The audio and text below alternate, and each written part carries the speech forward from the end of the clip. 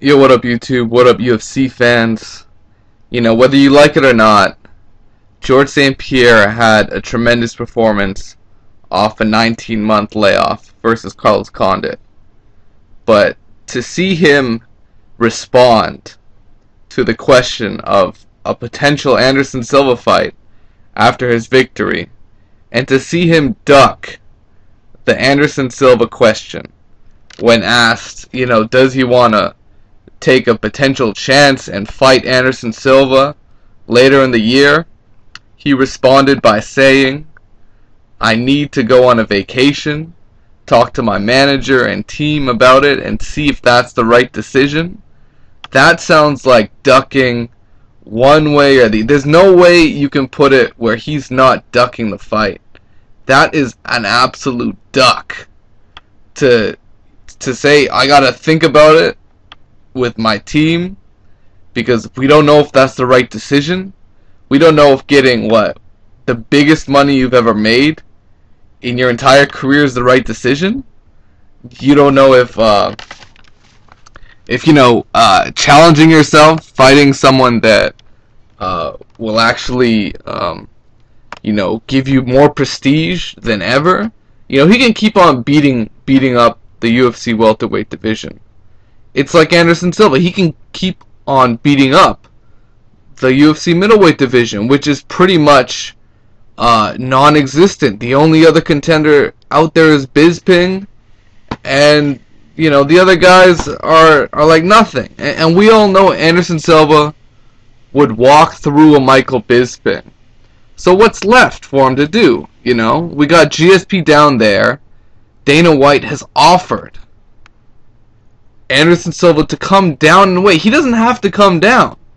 Y'all, do you understand that when a fighter who normally fights at 180 and who's moved up before, for him to come down and wait is actually a huge disadvantage?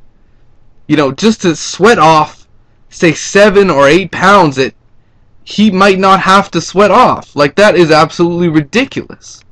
But Anderson Silva's willing to do it at a catch weight. Why the fuck not?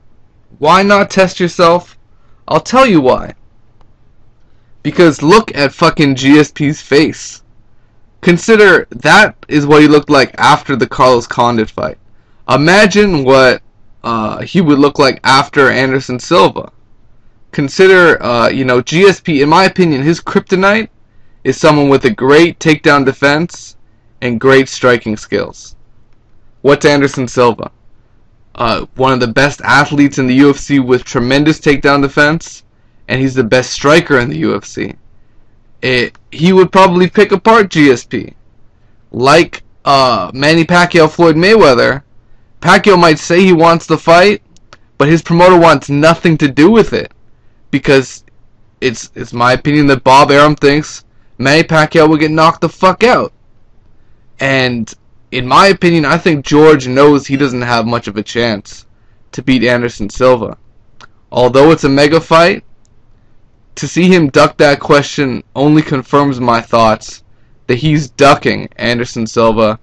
And we even saw Dana White sort of backtrack on his statements already after the fight by saying, you know what, GSP, he might need another fight.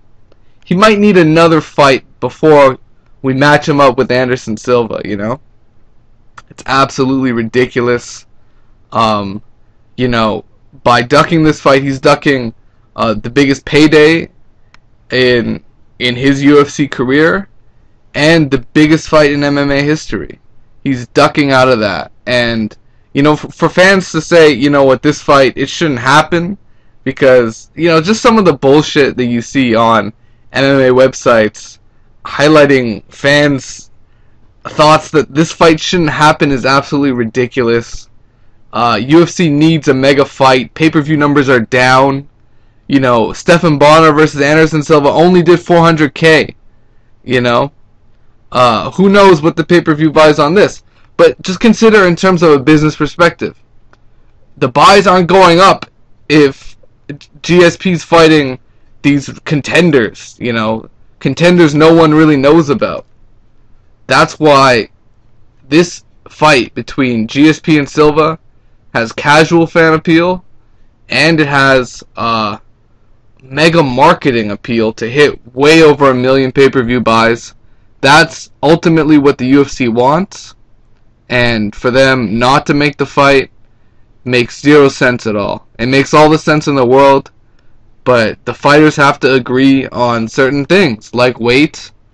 Just consider moving down in weight is a huge disadvantage. If any of you watch boxing, consider Chad Dawson, who was a light heavyweight champion. He agreed to drop 7 pounds to the super middleweight limit of 168 pounds to fight Andre Ward, and he got demolished. A lot of that seemed to be about dropping 7 pounds. That's approximately the amount that Anderson Silva would have to drop.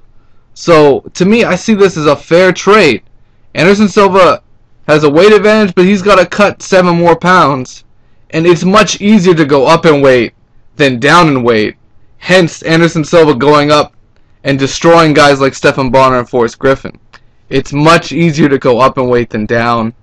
And I don't think you guys see the advantage George St-Pierre has. To have a drained Anderson Silva in front of him in a cage, and he's still ducking from the fight. And if you don't think he's ducking, watch the post-fight interview Joe Rogan does. He clearly does not even want to mention Anderson Silva. He just wants to say he's the best welterweight, and apparently he's happy with that. But my opinion is he's ducking Anderson Silva. So let me know what you guys think. It is what it is, guys. Peace out, take care.